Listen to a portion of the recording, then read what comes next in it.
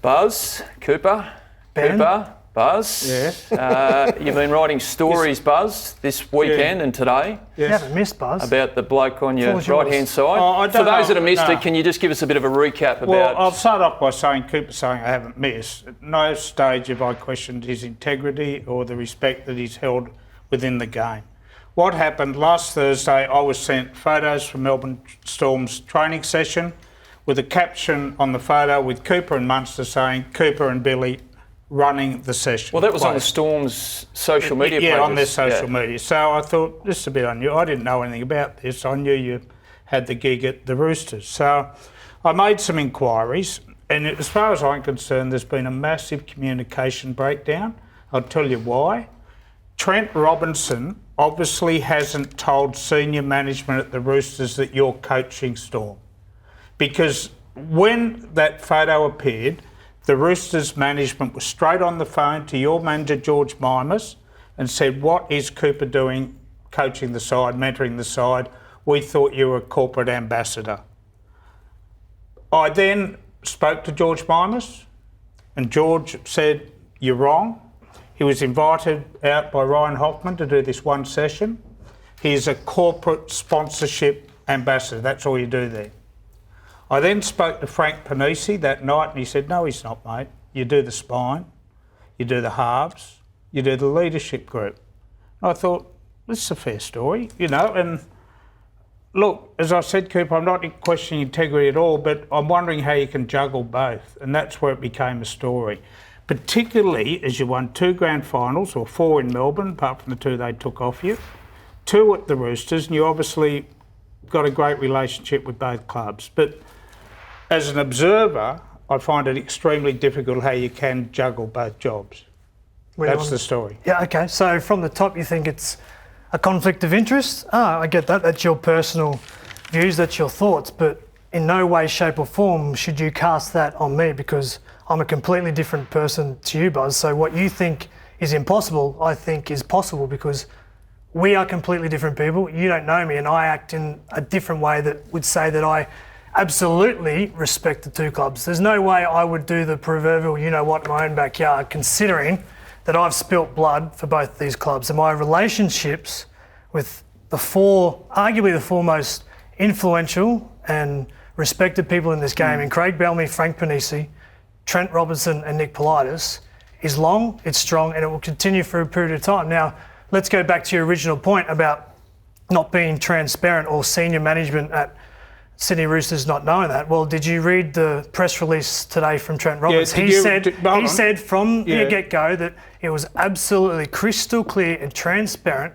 that my role with the Melbourne Storm would be corporate weighted, with a little slight of coaching individuals of the halves.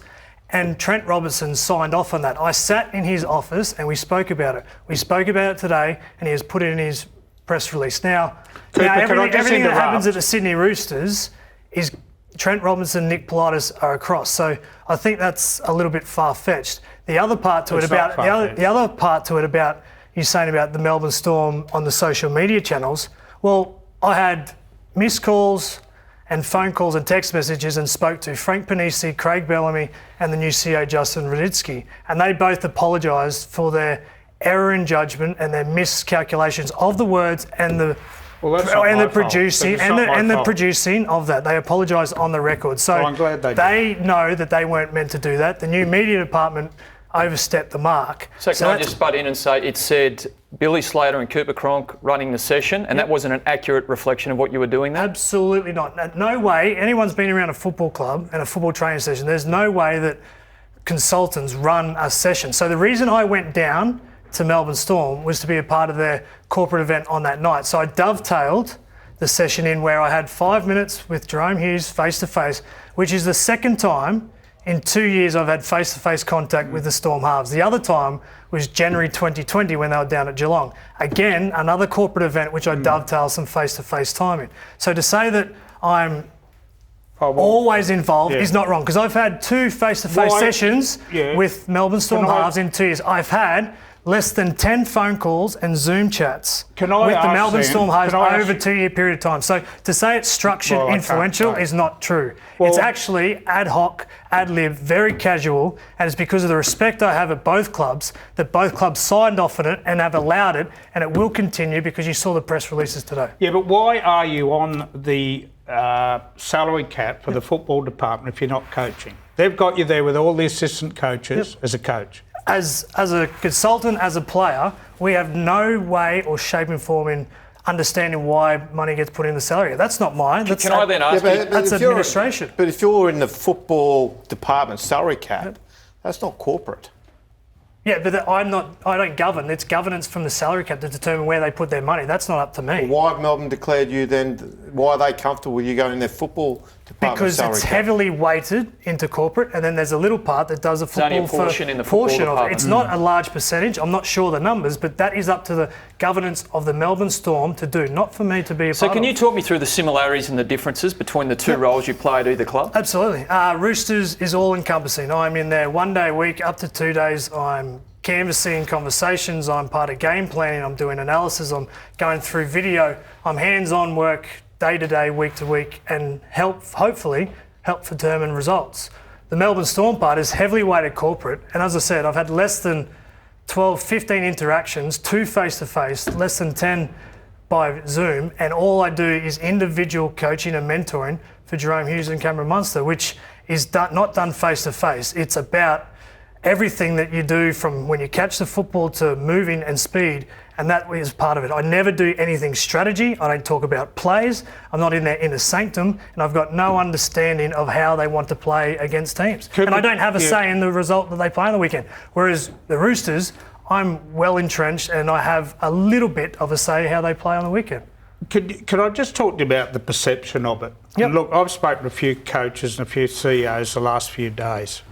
And I reckon if Michael Ennis, assistant coach at the Raiders, said to Ricky, the Sharks are close to my heart. I won a grand final there.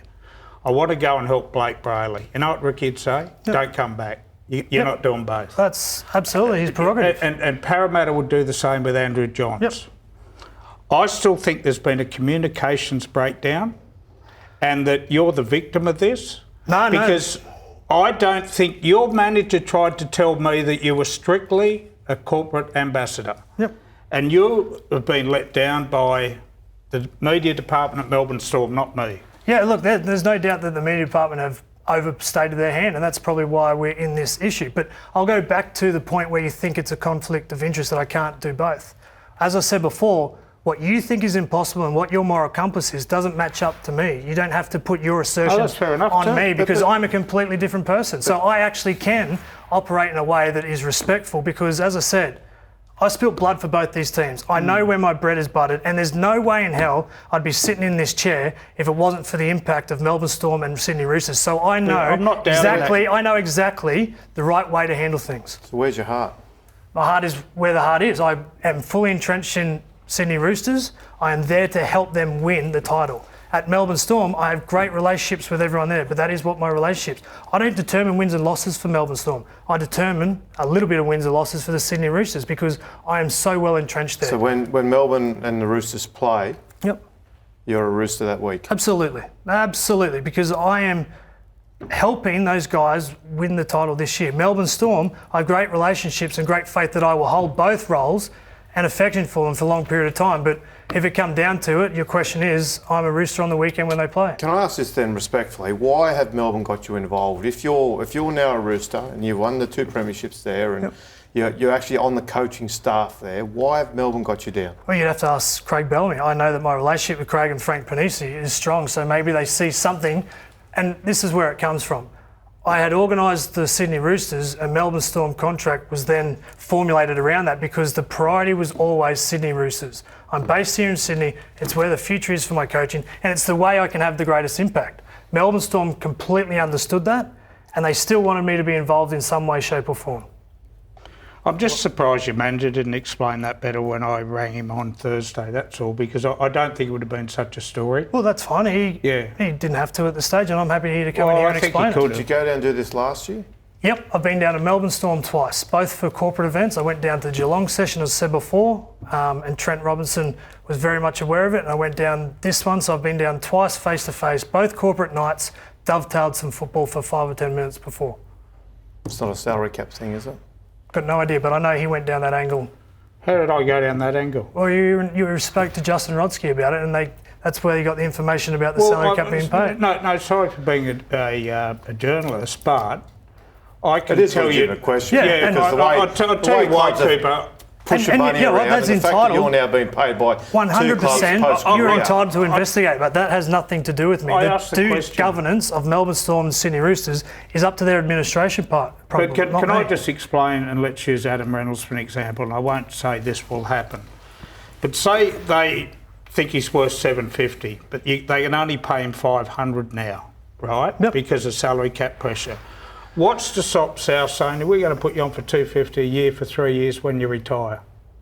That's what I was asking, and I was just checking the facts. I can't answer that on behalf Yeah. of South Sydney Rabbitohs, but I know Melbourne They Storm won't do it, South. I know Melbourne Storm went through some issues a few years ago, so course not. governance is probably up there. It wouldn't have to go far to find an NRL club who've got former players employed.